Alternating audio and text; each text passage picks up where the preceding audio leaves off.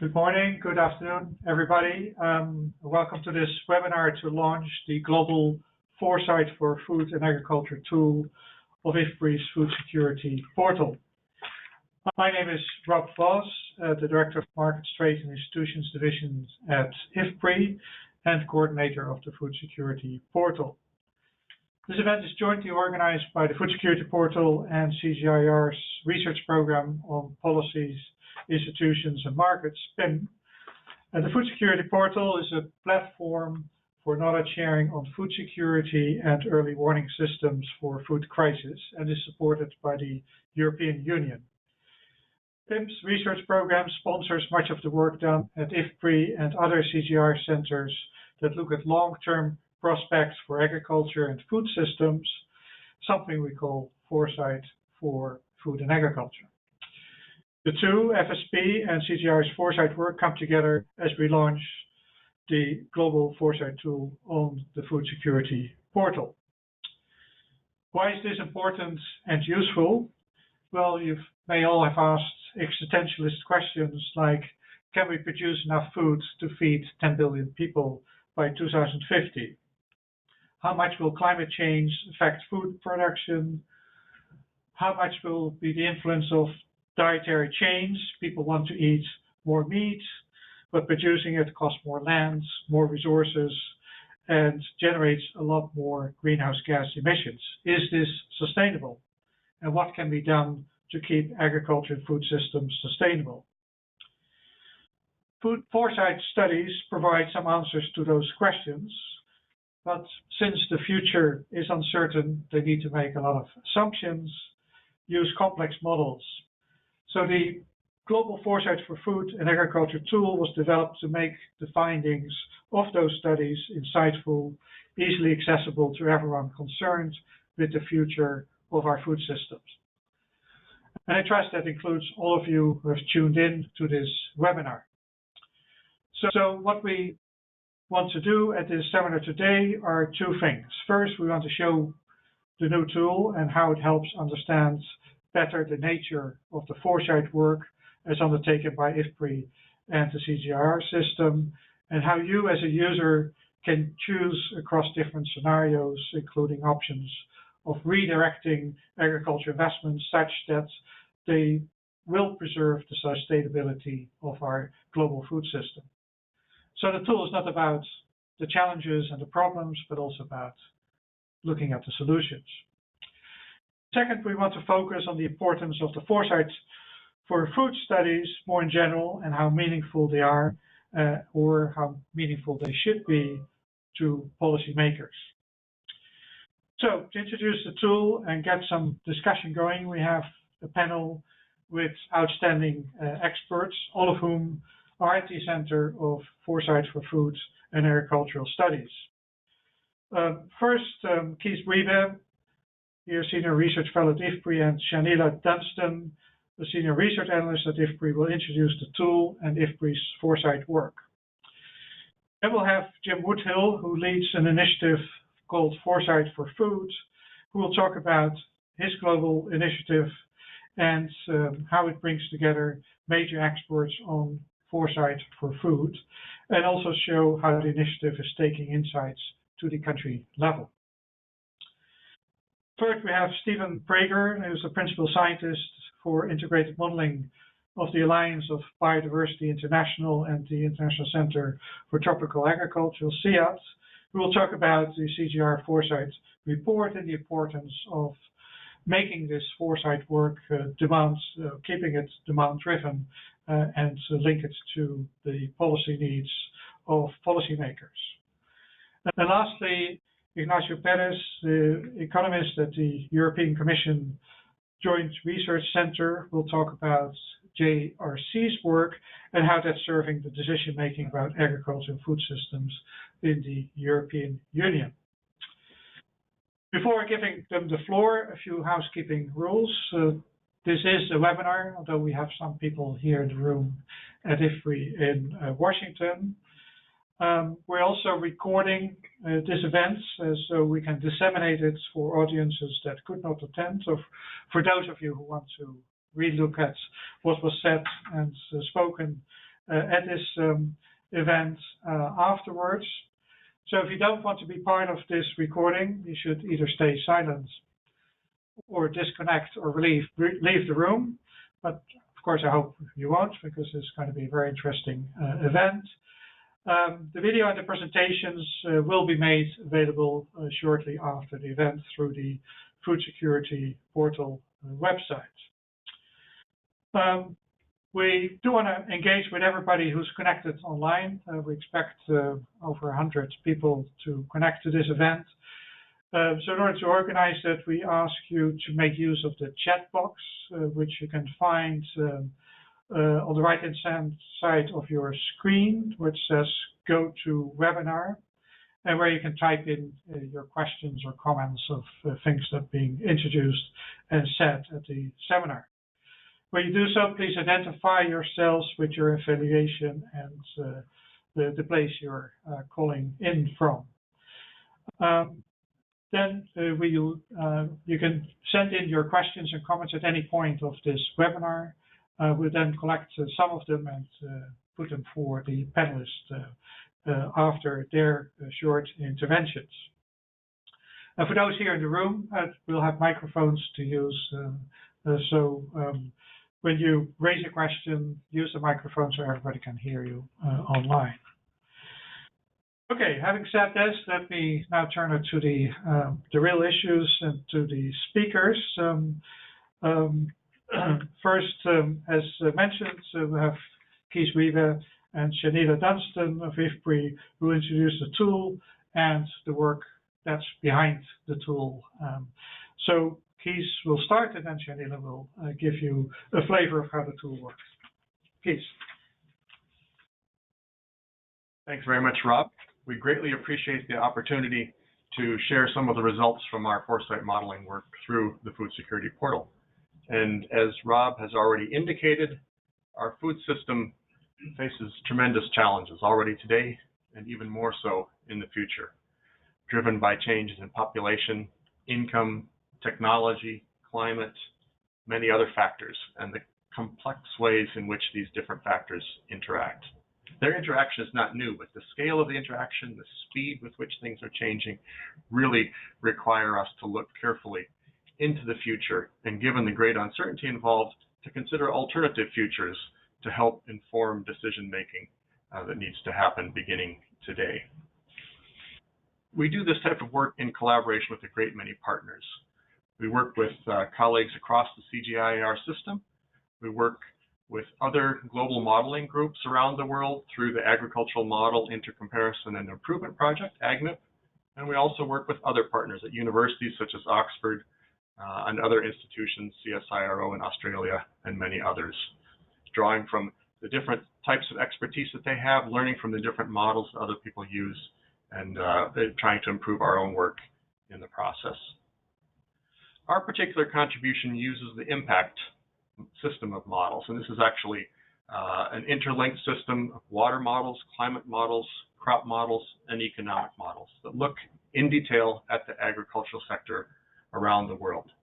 We cover around 160 countries and about 60 commodities, and look at how some of the drivers that I mentioned earlier, changes in income, preferences, technology, climate, and so forth, affect productivity, affect food security, prices, trade, and many other indicators that are of interest to us as researchers and to policymakers as well.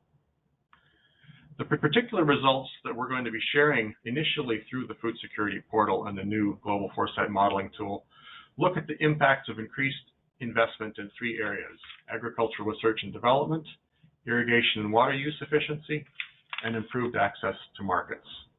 And I'm going to turn it over to my colleague Shanila Dunstan to show us a little bit about how the tool will work.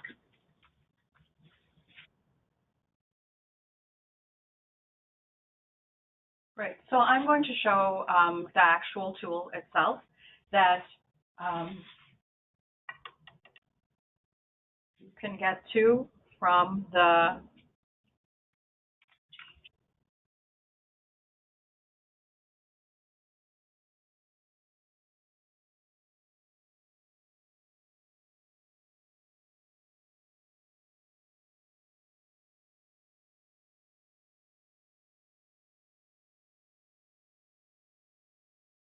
from the food security portal. So if you go to the food security portal, you can scroll down to the bottom, and the tool is available at the bottom called Global Foresight for Food and Agriculture. When you click on the link, it will take you to this landing page that houses the first study that Keith talked about using the impact results that show the different scenarios for different investment scenarios. You can scroll down this page to go through the various sections. In order to save time, we will click through the tabs to look at the different sections. Has the reference scenario results. You will see that the first figure shows demand, supply, and food security results for the reference scenario. The values are indexed to 2010 in order for you to be able to compare different commodities more easily. The tabs at the top allow you to load data on different parameters, and you have drop-down menus in order to be able to select regions and different commodities. The second view is a map view of the same data, but the raw values from the impact model for the reference scenario. You are able to select commodities from the drop-down menu. The second section of this tool is where the core of the results lie. And you can compare the reference scenario that we just saw within agricultural investment scenarios. The investment scenarios are listed on the right-hand side, and a short description is provided. For a longer description, you can click on the question mark button. When you scroll down, you will see a figure that is very similar to the reference case, but as you see, there are more scenarios available. These values are also indexed to 2010 values so that you can look at how each scenario results move forward in time. You have the option to select the scenarios, regions, and commodities of interest to you. The second figure in this section lets you dive a little bit deeper into the results and how to compare the agricultural investment scenarios to the reference scenarios in 2030 and 2050. So these values are in percentage change from the reference scenario in those 2 years.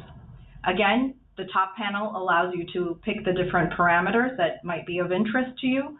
You can also click on scenarios to select the scenarios that you are interested in, the regions, and the commodities. You can also scroll over the scenario name, and that will give you more detail on the scenario itself. Finally, we also have a map view in this section that has each of the investment scenarios as compared to the reference scenario in 2050 and what the percentage change difference is in those values. That is what we have on the tool for now. The more information is available if you scroll further below, and there are a couple of videos that give you more information, including a walkthrough of how to use the tool itself. Finally, I want to just acknowledge the partners, the CGIAR Research Program on Policies, Institutions, and Markets, the CGIAR Research Program on Climate Change, Agriculture, and Food Security, and the European Commission on this work. And I'll now pass it on to Rob. Thank you, Keith and Janila. That was a very useful introduction. So hopefully that gives the appetite. For those that didn't follow how to access the page, just go to the website of the Food Security Portal, which says simply www.foodsecurityportal.org. And that's where you can find the link to the tool. With that, let me now give the floor to Jim Woodhill, who I think about 4 or 5 years ago, if I'm not mistaken, Jim started the initiative on bringing together all experts and initiatives on foresight for food exercises and try to make them first more comparable, but particularly also more useful for policymakers. Jim, you have the floor.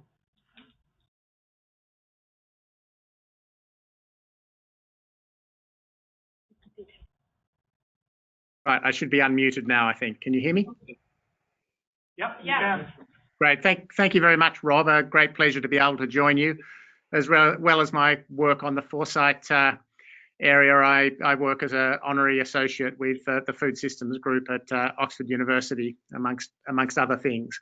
I've also had an opportunity to already play with the tool, and it's fun, very interesting, and I think has a tremendous amount of potential. So that's a really fabulous development.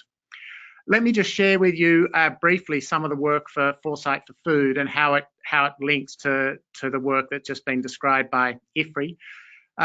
Foresight for Food is a network of organisations and individuals who are both trying to support Foresight work and also use Foresight work, and I guess particularly who are interested in trying to link the quantitative and qualitative aspects of Foresight. And this work's come about because of a recognition that there really is a need for much more enhanced Foresight scenario work if we're going to think about the future trajectories for the food system. I mean, recognising some of the enormous challenges that Keith already mentioned. So if you're interested in the work we're doing, you can have a look on the Foresight for Food website.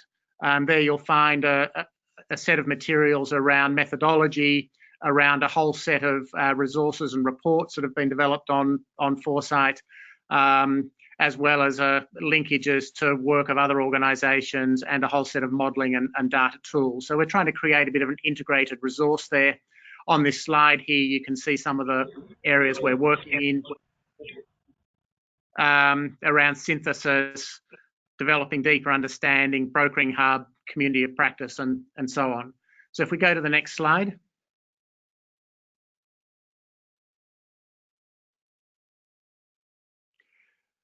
So this is maybe a slightly oversimplified view, but I mean, often people do ask, what are you actually talking about in terms of Foresight and scenarios? And this is my very simple way of explaining it, of how do we get a much better, longer range perspective on what's down the river or in the future, and how do we engage people in a discussion around this and really thinking about the alternative scenarios. So if you like, the different scenarios illustrated in this cartoon can reflect the different investments in research and development or water efficiency or markets that we've just been talking about. But I think critically the issue is that probably too often too many people are looking backwards. And so how can we use these sorts of tools to open up the sorts of dialogues and discussions, both in wider society, but also with policymakers, about the future and what might be more or less desirable paths into the future. The next slide, thanks.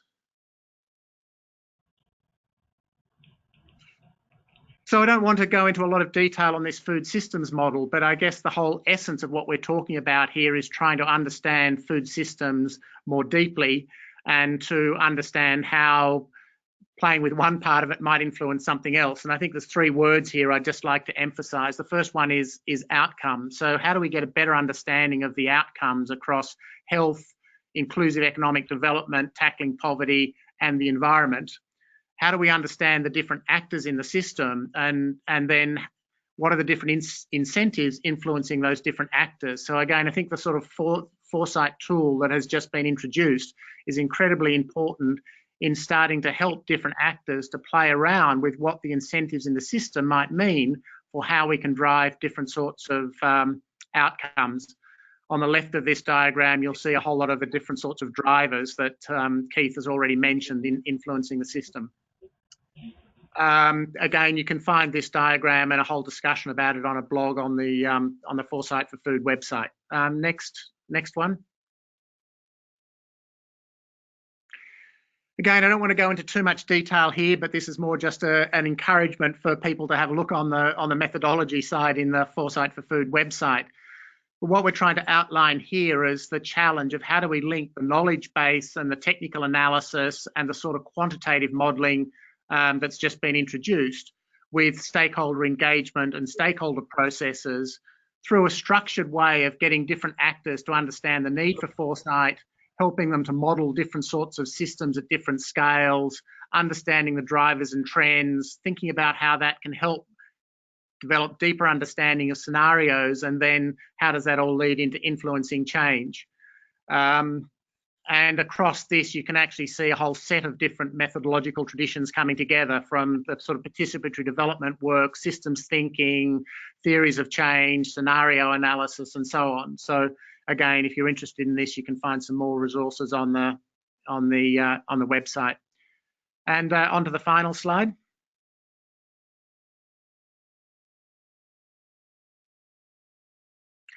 So just to emphasise the importance of doing this in an interactive way, these are some pictures of work we've been doing using these different approaches and models at a community level, both in Africa and South Asia. I think what's really exciting about the tool that we've just had presented to us is the way that that can be actually used in these sorts of forums to make some of the sort of deeper issues that aren't always in people's minds more obvious. So in some of these workshops, we were sort of drawing graphs and tables and perspectives of the future on pieces of paper, but I think the model that's just been presented provides really good opportunities for being able to much better visualize some of the trends and issues that different stakeholders need to be aware of in thinking about the food systems in their countries or their regions or in their localities. So thank you very much for the opportunity to have an input into the session. Well, thank you very much, Jim, for this overview of what the Foresight for Food initiative is doing, but particularly also how you're trying to take this to the country level and interact with the people on the ground to understand what the challenges are, possibly also what the solutions are. Let me now give the floor to Stephen Prager, who's with CIAT in Colombia, but now part of the Alliance of Biodiversity International and CIAT. And he will talk about, particularly about how to respond to demands out there to develop scenarios for the future. Stephen, you have the floor. Thank you, Rob, and thank you for the opportunity to share this moment with the launch. It's important to understand, actually, Jim really made the case for understanding the importance of who are the actors in the Foresight process. And one of the key elements of this is really understanding what kind of information people need in order to improve their decision making with these forward-looking views, and that's a bit of what I'd like to focus on today, sort of unpacking a little bit the way in which Foresight makes its way into the decision-making process, and where a few different examples of where demand might originate. This first screen that we have up here shows a series of trends for East Africa. We're working very closely with the AVISA program, which is a large effort financed by Bill and Melinda Gates Foundation, and links into breeding improvement and the role of modernized breeding processes as a key tool in addressing food security. One of the things that we see from this is that there are a lot of trends that are seemingly relatively straightforward. In the case of per capita food supply variability, not something that we can necessarily easily predict.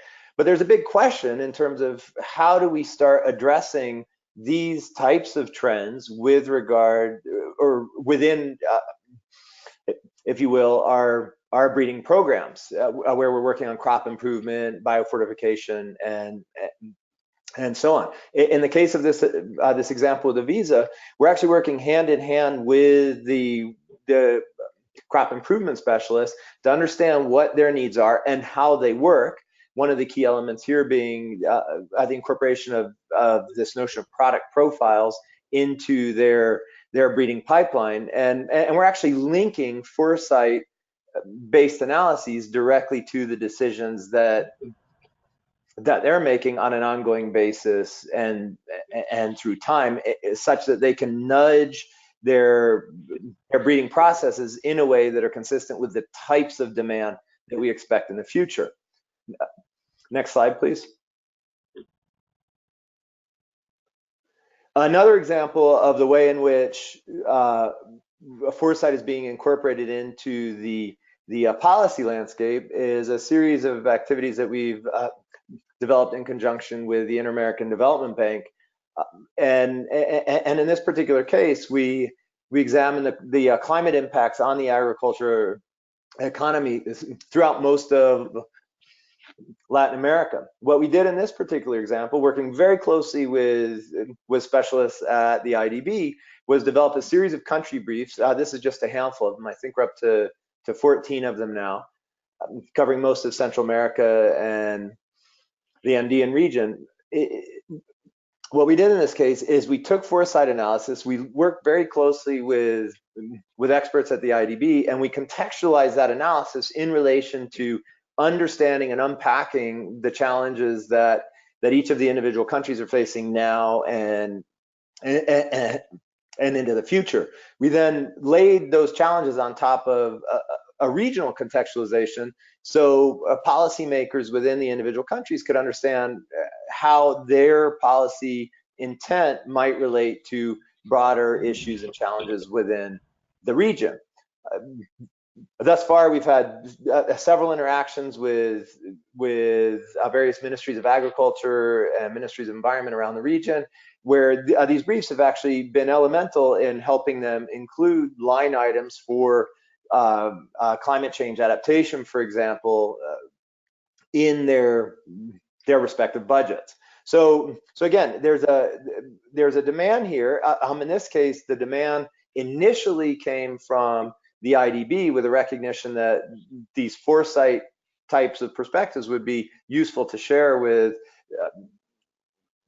their clientele. But with time, what we've seen is the demand now is coming directly from the ministries and the countries themselves, where they're interested in unpacking and exploring more deeply specific dimensions of the types of information that are featured within these country briefs.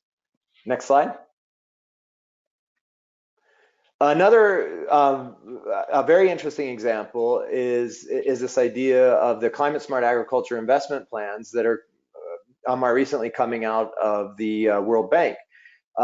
These are activities that we've developed in conjunction with the World Bank, national partners, CCAFs, and World Agroforestry. And the idea there has been to really unpack the different investment plans in climate smart agriculture in relation to what's happening both now and in the future. The foresight in this case is in some cases is setting the context for the investment decision, and in other cases, in some of the briefs that we're producing right now, it is actually helping provide a sense of the return on investment of the individual climate smart investment agriculture packages. And so in this case, again, we're working very closely with national partners, and we're working very closely with the bank itself to create a product that's valuable for multiple institutions, and it's complementary to a variety of different decision support related analyses that different partners are contributing to. The final thing I'll mention, I don't have a slide for this, but one aspect that I'd like to highlight is a pretty emergent or pretty nascent activity that we've been developing within the CGIAR, but in a manner that's relatively independent and is intended to serve a broad constituency. This is the idea of the CG Foresight reporting activity. In this particular activity, Keith Wiebe and I, an extended team of foresight experts from around the world, have been working to really understand the way in which foresight can be used within the CGIAR, as well as within the community of our development partners, both at the national level as well as. I just lost power. I hope I'm still connected. Can you guys hear me? Yes. Okay. Well, let's give kudos to our our backup power infrastructure here at CIAT. So in short, the idea of the CG Foresight report has really been to help connect the dots using Foresight with regard to the different types of challenges that we're going to be facing in 3 key areas, including food security, nutrition and health, the agricultural economy, and natural resources and the environment, as well as a series of forward-looking views, very compact forward-looking views on the future of different specific issues. The idea here is to have a general overview of these 3 very important areas in which the CGIAR is working, and in which our various funding agencies, donors, and development partners are investing, and then provide complementary information and very pointed analysis about focal issues that may be of interest to specific partners or be particularly regionally relevant in some way. And again, the idea here is simultaneously reaching out to existing demand that we know, and then also contributing to developing and cultivating some foresight literacy, if you will, so the broader community can understand how to incorporate foresight analyses into their decision making and ultimately into their policy and investment processes. Thank you very much.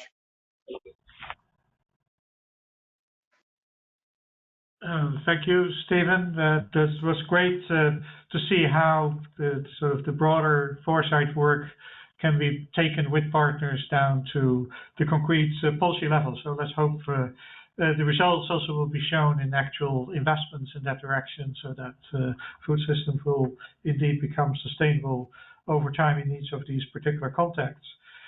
Last but not least, now give the floor to Ignacio Perez, who will talk about Joint Research Center's work on food for foresight, and particularly how that's being made useful for decision making in the European Union. Ignacio, you have the floor. Thank you very much, Rob. Thanks to the previous speakers for the very nice work presented.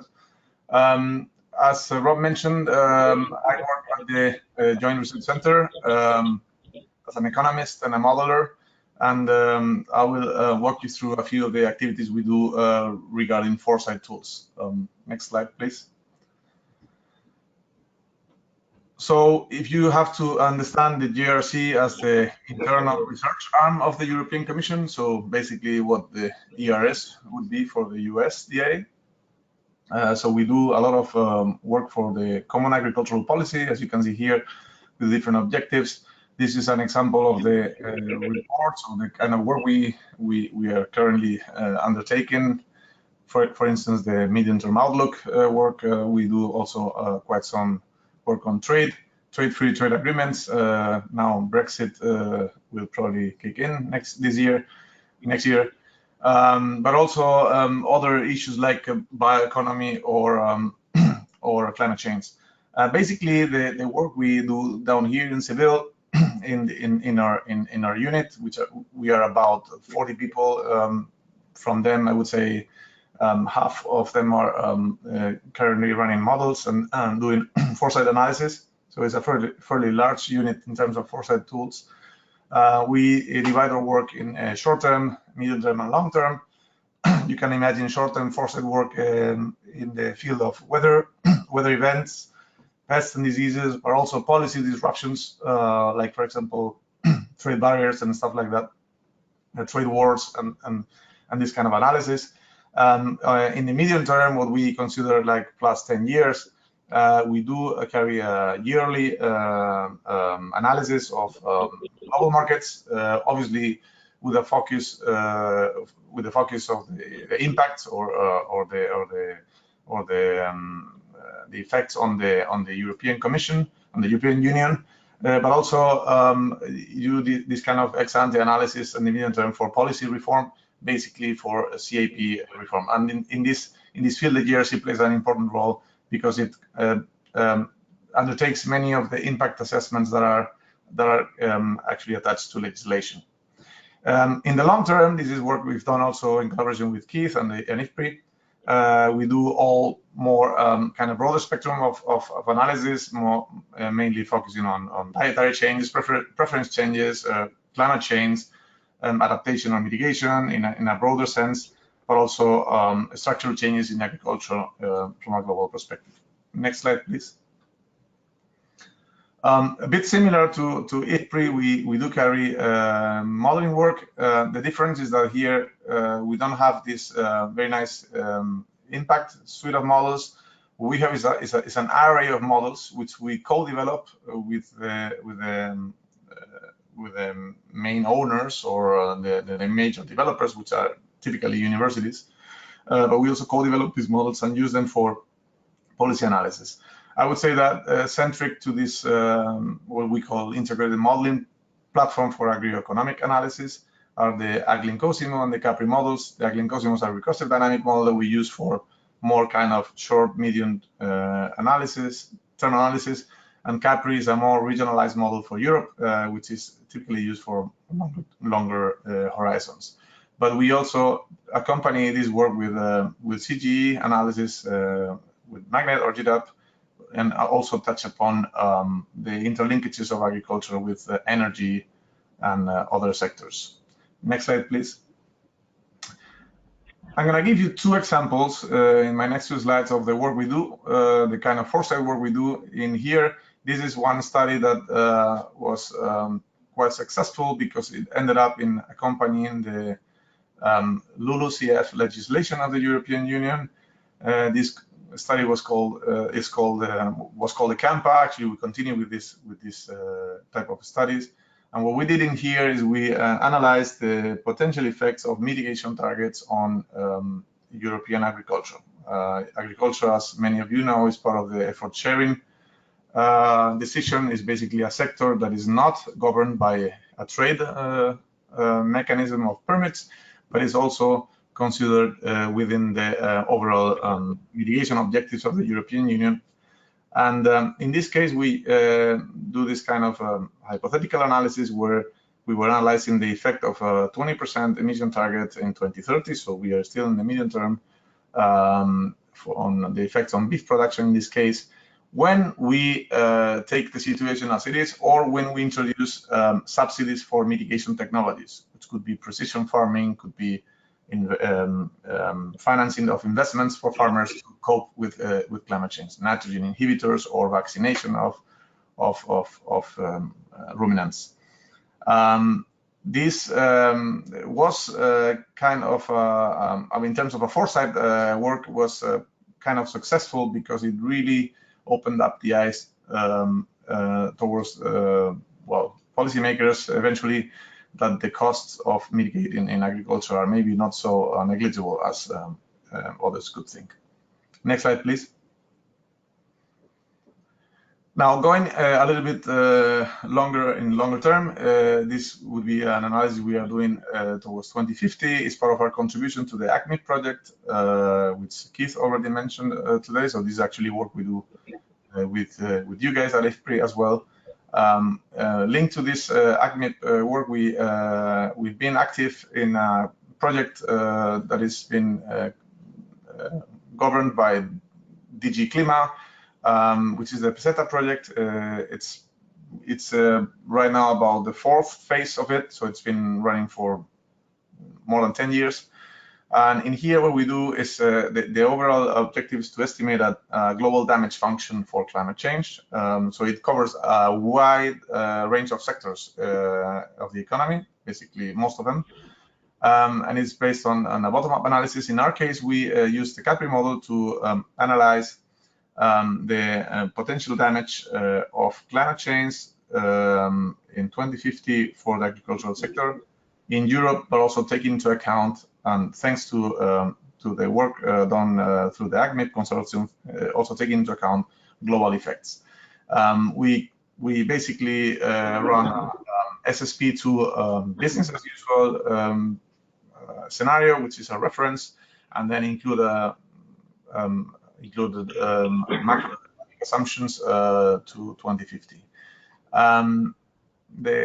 since we wanted to analyze this damage, so we took a fairly high climate change scenario, so-called RCP 8.5, and interesting to see here at the bottom, which are results that have not been yet published. This was going to be launched in the COP last week in Madrid, but it's been postponed a little bit.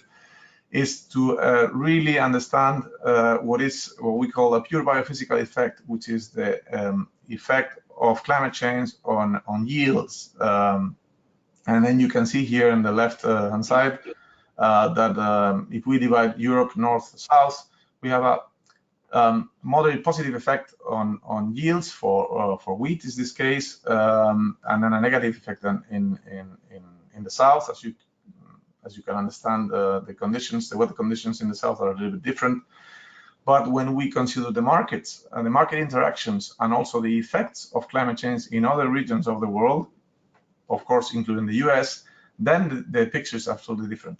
And we could even talk about some kind of improvement in the situation of Europe, mainly due to climate change hitting harder on other regions. As I say, this is a little bit still under analysis, but we've done this analysis for other crops, and we have some kind of robust estimates that actually markets should be also taken into account when analyzing climate change.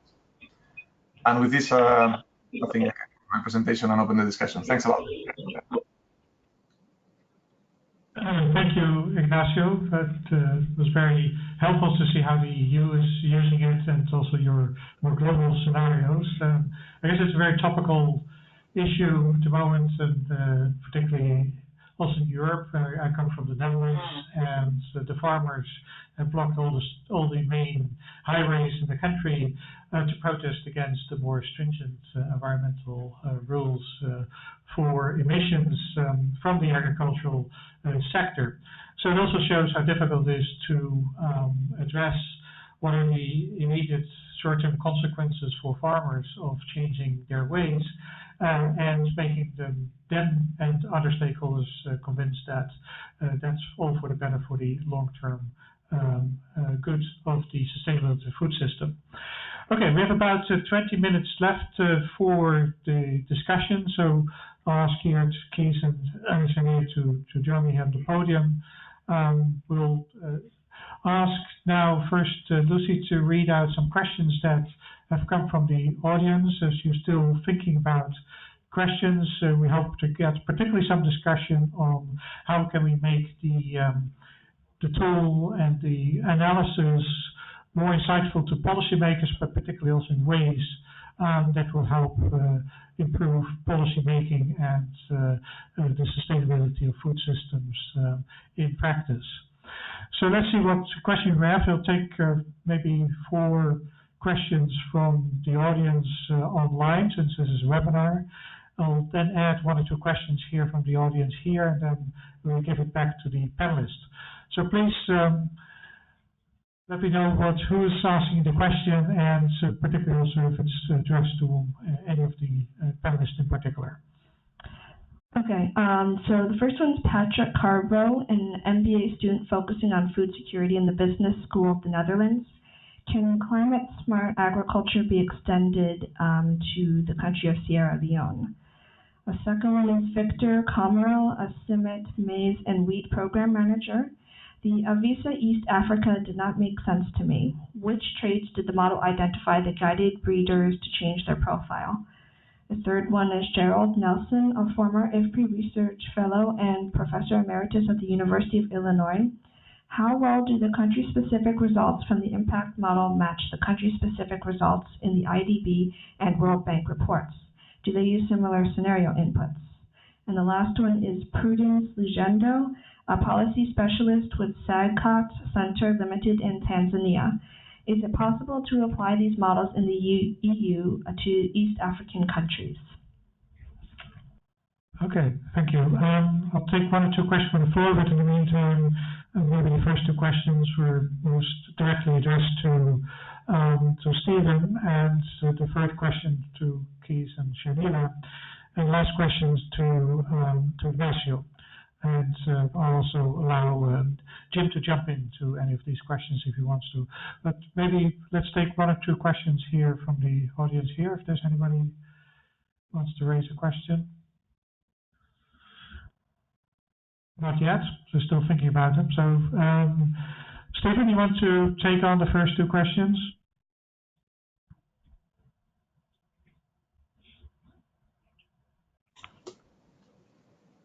Okay. Can you hear me? Okay, I just heard unmuted on my end. Now we can hear you. Thank you. Great. Yeah, no, thank you very much for the questions.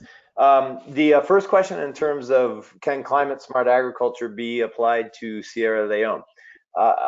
In general terms, I would say yes, and I think that one has to understand what are the pillars of climate smart agriculture. There's a mitigation component, adaptation component, food security, and the policy component.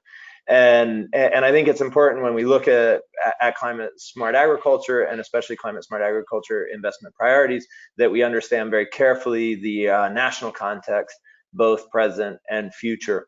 And this is where foresight analysis could be used to understand what are the dynamics and the challenges that will be faced by Sierra Leone, not only now but into the future. So in general, I think climate smart agriculture is applicable. There's a very interesting tool online called the ERA tool. Sorry, I don't have a link for that. ERA. That's a CG product, formerly characterized as the Climate Smart Agriculture Compendium, and so I would recommend taking a look at that for some more specific context. In terms of Avisa, great question. The analyses and what we've done are still very preliminary, but the context of the analysis itself is that we're working closely with our crop improvement community here at CIAT to understand how they're characterizing their bean breeding objectives and the role that individual product profiles have in driving their expected outcomes. And so these product profiles, which are an integral component of many of the modernized breeding systems, include information in terms of the desired traits that the crop improvement specialists would like to shoot for. Those traits may be biophysical, or those traits may be a more social and preference oriented. So for example, palatability or cooking time might be a more preference oriented trait.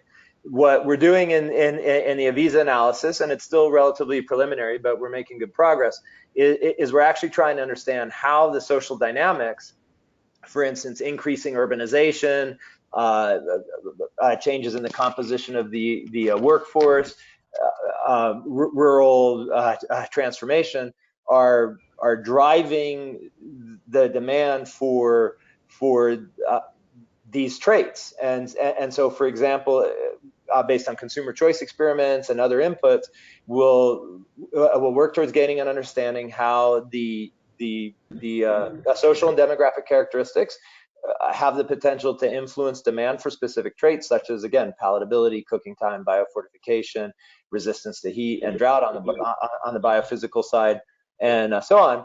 And then we're working to develop foresight models that allow us to project the demographic trends over time and to understand how those changes in demographic trends have the potential to affect preferences and need for particular traits and therefore product profiles, and then try and understand what the demand is for beans that will be produced having those characteristics, and that helps us in turn feedback into the investment process, the investments of time and energy in the crop improvement process, by nudging, if you will, the individual product profiles in such a way that product profiles and corresponding breeding in such a way that we can anticipate meeting the expected demand with products that ultimately are going to be needed in biophysical terms and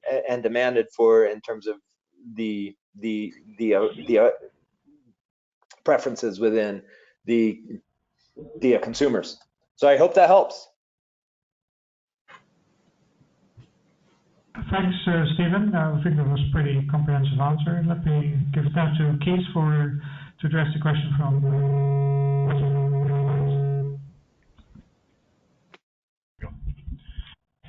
Jerry, your question about country-specific results.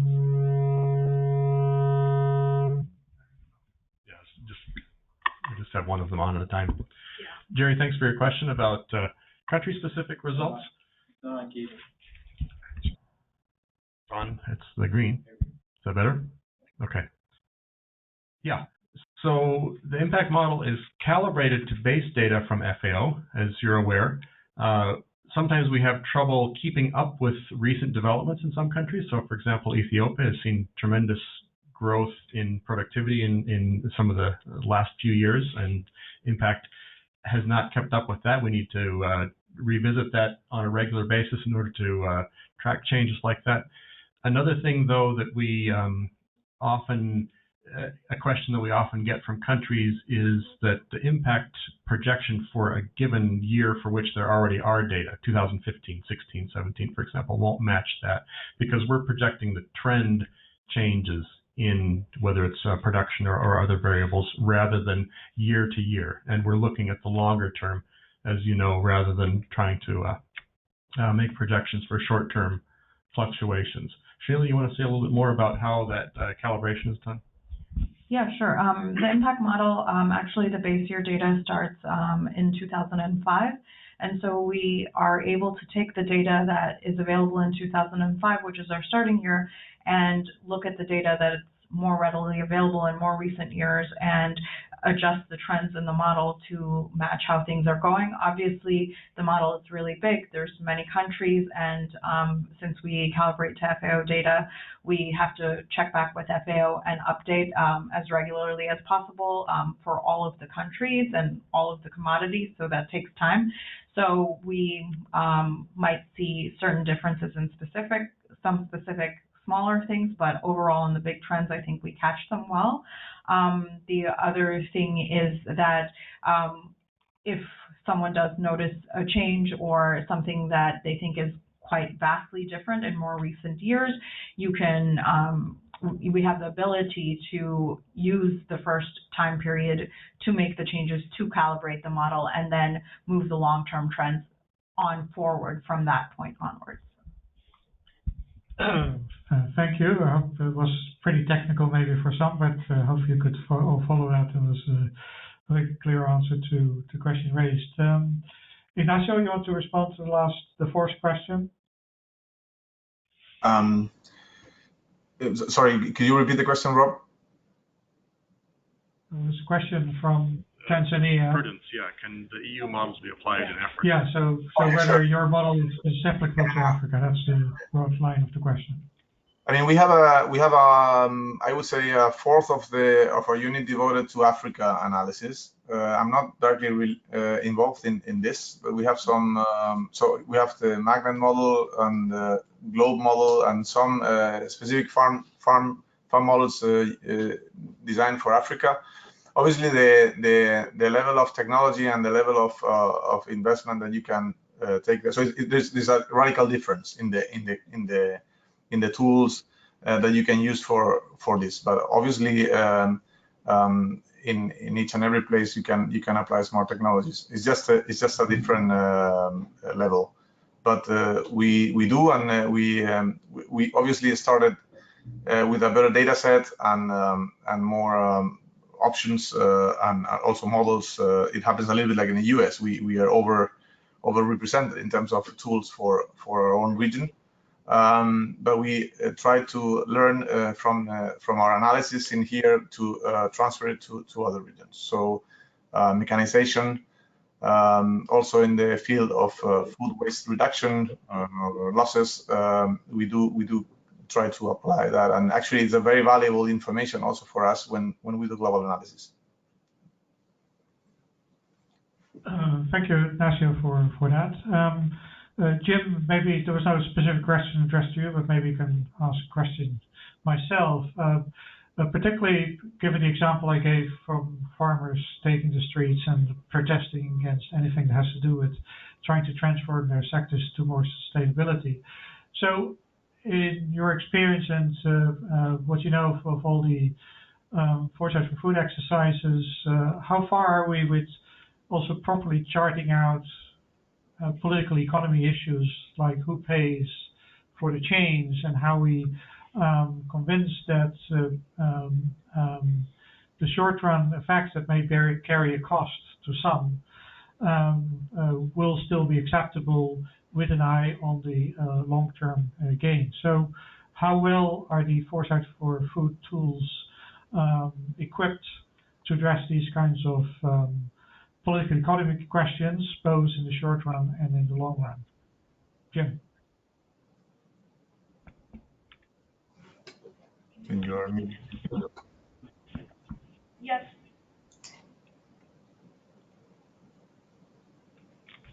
We can't hear you, Jim. Sorry, I was on mute. You must have been reading my mind, Rob, because I was just thinking of coming back to your idea of farmer strikes myself. Look, I think we've got a tremendously long way to go in terms of coupling foresight work with the sort of broader processes of social learning, societal change that are needed. But I think, strengthening this sort of interface between the public and policy dialogue and the science is absolutely essential, and that's in a sense at the heart of what we're trying to talk around with the Foresight for Food initiative. I think we have to approach these problems from sort of two directions. One is I think we've got to work with people to help the systemic risks to be much better understood. And I think the sort of modelling approaches we're talking about and using those in a way that really visualise longer term consequences are really critical. But then we have to couple that with really identifying the sort of transformational opportunities, because it's no good just pointing out to people the problems if we're not really pointing out some of the really good solutions. So I think that whole dialogue process of helping different stakeholder groups to understand the consequences, to understand just alternative pathways, being able to visualise some of that with a much better set of data and tools is exactly what we need to be doing to try and tackle the sort of political economic challenges that you've alluded to, Rob. But I think we need to be making a lot more investment into doing this sort of work, and I think we need much more investment in processes at a national and local level in bringing different stakeholder groups together into these sorts of exercises as we try to couple the science and the societal learning, if you like. Okay, thanks for the challenge. In case you want to address it at all. Okay. Yeah, I would like to just reinforce that point about the importance of dialogue and iteration.